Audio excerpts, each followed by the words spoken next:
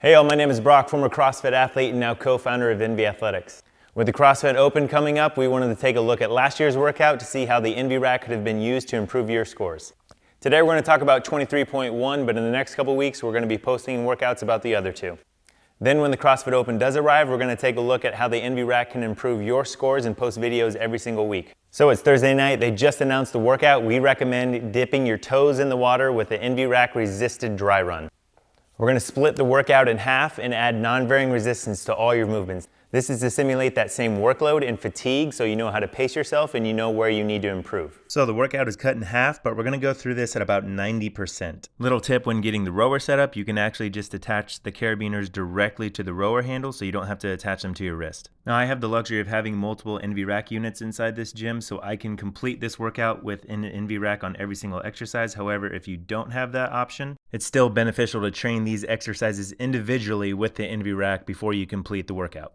I hate toes to bar to begin with, but then adding the Envy rack to your ankles makes this exercise crazy harder. You'll definitely be glad you're only doing 25 instead of 50 of these, but trust me, if you want to get better at toes to bar, adding the Envy rack is a complete game changer. With wall balls, you can flip the Envy rack around if you have a wall-mounted rack. Otherwise, you can use a freestanding platform next to a wall ball target.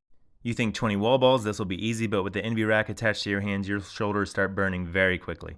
Power cleans is a great example to show how non-varying resistance can greatly increase the efficiency and effectiveness of your movements. Level 1, the Envy rack's resistance is barely adding any weight to the bar. However, the negation of inertia that the Envy rack provides greatly increases the power output required to do the movement properly. Check out our website to find our full Olympic lifting program to see how the Envy rack can take your lifts to the next level. Alright, these are spicy. Not only are you exhausted, but you're adding non-varying resistance to these ring muscle-ups. If you're not able to do them with the added resistance at the end of this workout, that's fine. Just try to practice these at a later time.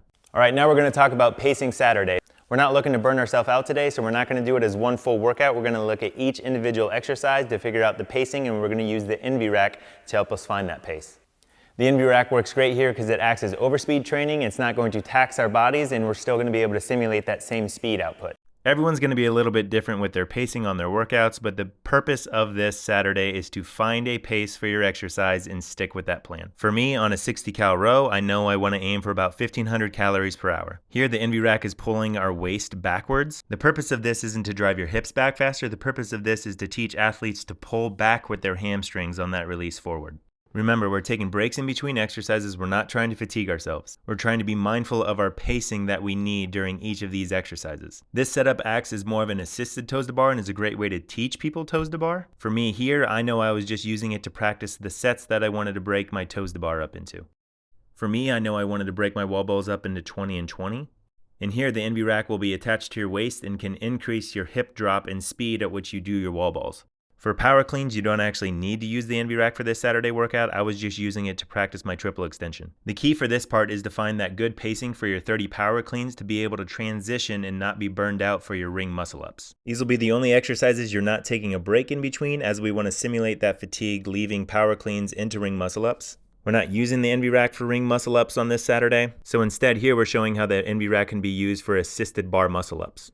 Alright, that's how we would have used the Envy rack to make sure everyone got their best score possible on 23.1. You can find and download the full breakdown of this workout and the upcoming workouts all on our website.